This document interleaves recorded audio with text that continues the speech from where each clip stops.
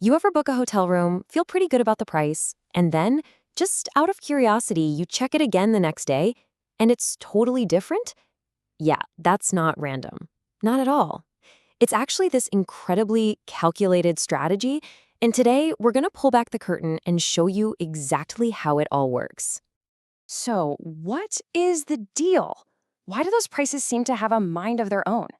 Well, the answer is a fascinating field called revenue management. And by the time we're done here, you'll see every hotel booking in a completely new light. To get this, you have to understand one core concept. A hotel room is a perishable product. Think about it like a seat on an airplane or a fresh avocado. If a room isn't sold for tonight, that revenue is just gone. Poof, forever. You can't stick it in the fridge and sell it tomorrow. That simple fact creates this immense pressure to sell every single room every single night. And that's where revenue management swoops in. It's the hotel's answer to that whole perishable problem. I love this quote from Robert Cross because it nails it. It's part art, part science. It's about using data to predict who wants a room and when, and then tweaking the price and availability to get the absolute most of it. Okay, so first things first. Before you can set a price, you have to know how many people might actually show up. The first part of the job is basically looking into a crystal ball made of pure data. Now, here's where it gets really interesting. They don't just forecast how many rooms they think they'll sell. No, they try to predict something called unconstrained demand. In other words, they ask, if we had an infinite number of rooms, how many could we actually sell? Knowing that true total demand is absolutely crucial for all the decisions that come next. And one of their favorite tools for this is the booking curve. Check out this table. It's tracking reservations on hand at different points before the check-in date. So 3 weeks out, they've got 80 rooms on the books. Okay, not bad. Fast forward 2 weeks, and that number has doubled to 160. The booking pace is picking up. But the real action, the part that gets a revenue manager's heart racing, is what happens in that final week. And boom, here it is. In just the last 7 days, they picked up 270 more bookings. That is more than half of their total business, all flooding in at the last minute. Understanding this surge is everything.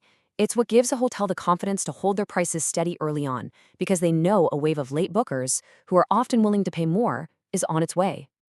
All right, so now the hotel has a pretty good idea of how many people want a room. The next piece of the puzzle is price. But it's not about finding one single right price. Oh no, it's way more clever than that. The name of the game is differential pricing. It's a simple idea, really. Why sell every room for, say, $100 when some people are willing to pay $200 and others will only book if they get a deal for $80? The whole goal is to capture all those different price points by selling the exact same room to different people for different prices. But how do they get away with that? How can they justify it?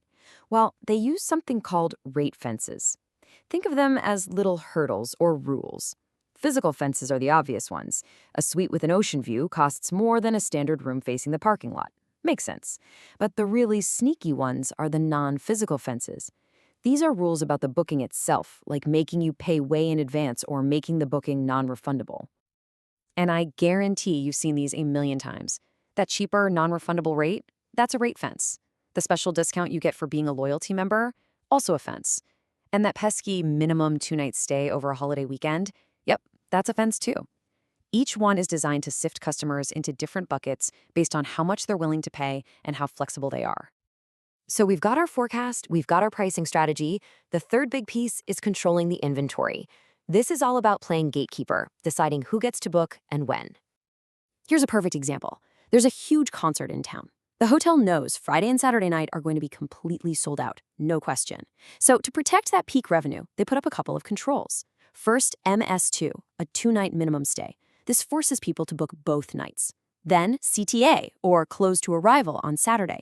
This stops anyone from cherry-picking just that one super popular night, which could leave Friday with empty rooms. It's all about maximizing the whole weekend. Okay, now let's get into the really tricky situations. Imagine you get a call. A group wants to book 200 rooms. That's a huge piece of guaranteed business. But your forecast says that if you take that group, you'll have to turn away 50 individual travelers who would have paid a way higher rate. So what do? You do the math. It's called a displacement analysis. First, you calculate the revenue you're going to lose from those 50 people you have to turn away. In this case, 8,500 euros. That's the displaced revenue. But then you add up all the extra money the group will spend on things like food, drinks, and renting meeting rooms. Here, that additional contribution is 12,750 euros, which, you'll notice, more than covers the money you lost on the rooms. And when you boil all that down, you get this number. The absolute rock bottom price they need to charge for each room is just 23 euros, simply to break even. So when that group comes in offering 75 euros per room, well, suddenly that doesn't just look good, it looks incredibly profitable. You absolutely take that deal. Of course, none of these fancy strategies mean anything if you don't keep score. So the final step is all about measuring success with some key performance indicators, or KPIs. Internally, there are 3 numbers that hotels are obsessed with. Occupancy is simple. What percentage of your rooms did you sell? ADR, or average daily rate, tells you the average price you got for them. But the king of all metrics is RevPAR, revenue per available room. It multiplies the two together, giving you the best single snapshot of how well you're really doing.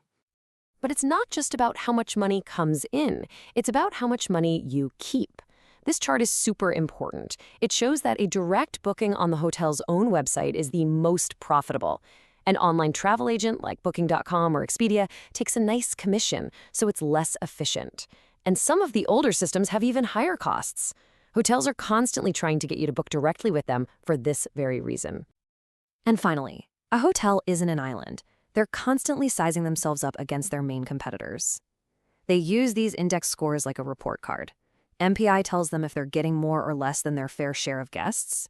ARI does the same thing for price, and RGI, the big one, shows if they're capturing their fair share of the market's total revenue. The rule is simple. If your score is over 1, you're winning.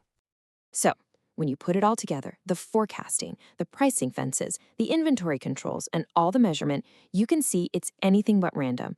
The next time you see a hotel price jump or a weird booking rule, you'll know it's not a mistake. It's a very, very carefully calculated move in the incredible game of hotel revenue management.